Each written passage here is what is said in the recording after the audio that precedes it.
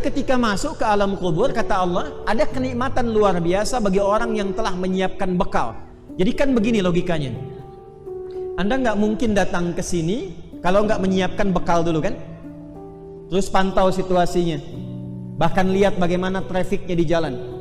Yang ini padat, belok ke sini. Yang ini penuh, cari alternatif, gitu kan? Baik, itu untuk menuju satu tempat saja di dunia. Gak mungkin Anda tiba ke sini kalau tidak mengenal jalannya. Nyiapkan bekalnya. Nah, gak mungkin bisa ke sini kalau nggak tahu situasi dan jalannya. Berbahagianya, bersyukurnya kita, alam kubur itu jelas di Al-Quran dibentangkan informasinya. Ini suasananya. Kalau bekalnya sudah kita kumpulkan, kita siap, maka masuknya enak. Jangan engkau duga, orang yang menjadikan semua kegiatannya saat di dunia untuk mencari bekal persiapan pulang ke alam kuburnya sebelum ke akhiratnya, wafat begitu saja. Bal ahya'un, tapi dia di alam kuburnya akan diberikan kehidupan dengan fasilitas yang mewah. Inda rabbihim yurzaqun, dilimpahkan rizki yang tidak pernah berhenti. Farihina bima atahumullahu min fadlih, saking banyaknya rizki yang dilimpahkan, dia merasakan kegembiraan yang luar biasa. Ini poinnya. Wa yastabshiruna billadzina lam yalhaqu bihim min khalfihim alla khaufun 'alaihim wa la hum yahzanun. Kalau dia mampu artinya nggak mampu. Kalau dia mampu, dia akan berikan informasi kepada temannya yang belum pulang, temannya yang belum wafat. Cepat, nyusul sini, jangan tangisi saya, apalagi meratapiku. Jangan tangisi, jangan merapat. Kalau bisa jangan meratap, kalau bisa cepat nyusul gini. Di sini lebih indah, lebih enak dibandingkan dengan sekarang aktivitas yang sedang kau jalani. Lengkap. Cara meninggalnya dijelaskan. Kalau ingin tenang, turun Quran surah 89 ayat 27 sampai 30. Ya ayyatuhan nafsul mutmainnah, irji'i ila rabbiki radiyatan mardiyah, fadkhuli fi ibad. Ibad itu bekalnya. Orangnya jamak dari kata abdun ibad. Pekerjaannya ibadah. Wa ma khalaqtul jinna wal insa illa liya'budun. Semakin banyak ibadah, orangnya disebut dengan abdun, jamaknya disebut dengan ibad.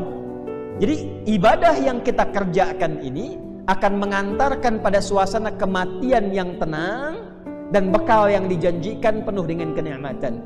Cuma persoalannya, maaf, sampai dengan maghrib ini saja, berapa persen waktu yang diberikan kepada kita yang menjadi ibadah di dalamnya? Inilah yang menjadikan Quran surah ke-103 diturunkan. Wal asr innal insana lafi khusr illa alladhina amanu wa amilus salihat. Iman yang hanya mampu menjadikan setiap amal menjadi saleh. Maka kalau beriman, itu semua pekerjaannya pasti soleh. Maaf, kita beriman tidak? Kenapa insya Allah? Beriman tidak? Beriman tidak? Nah, sekarang berapa banyak dari iman itu yang sudah merubah perilaku kita menjadi saleh? Apakah matanya sudah saleh? Telinganya sudah saleh? Lisannya sudah saleh? Berpakaiannya sudah saleh? Pekerjaannya sudah saleh, di rumah sudah saleh, mendidik anak sudah saleh, belajarnya sudah saleh belum? Nah, itu yang mengantarkan kita pada kemuliaan. Kuncinya di iman.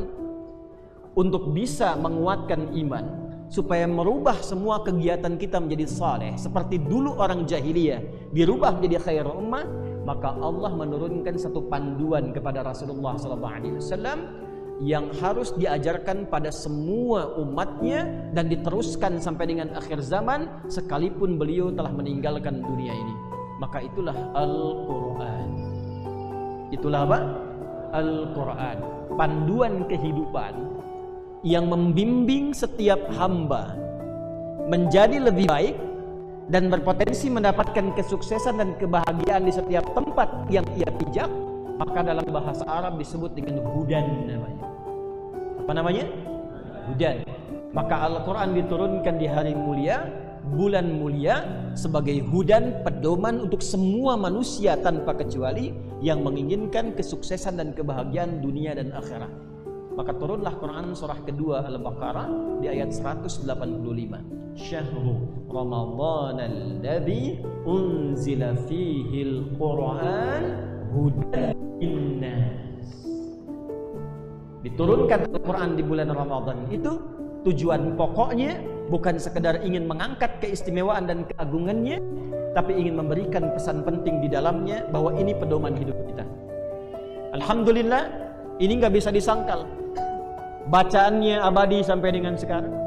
Tak ada yang kurang satu huruf pun, tak ada yang merubah satu titik kalimat pun. Dituliskan mushaf, isinya sama semua. Orang penghafal bisa dicek hafalannya sama semua.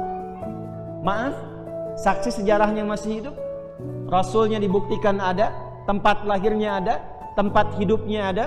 Orang-orang yang dulunya berada dalam titik nadir keburukan jahiliyah berubah menjadi khairu ummah setelah diberi petunjuk oleh Al-Quran, dan semua sukses.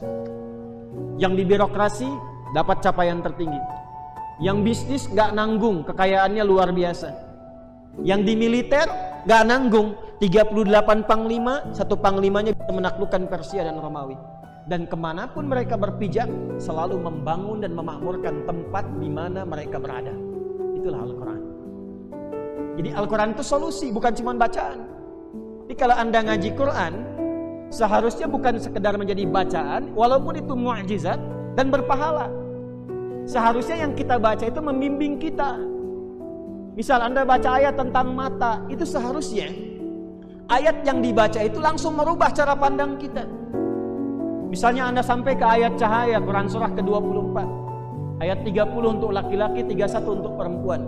Qul lil mu'minina yaghuddu min absarihim. Katakan pada pria-pria yang merasa punya iman, atur pandangannya. Lihat yang baik-baik, yang tak baik jangan dilihat. Nah, dari sekian Anda menghatamkan Quran sampai ke ayat itu, berapa kali bacaan Anda yang bisa merubah cara pandang Anda? Jangan-jangan ayatnya dibaca, ada pahala bacaannya, tapi panduannya tidak digunakan.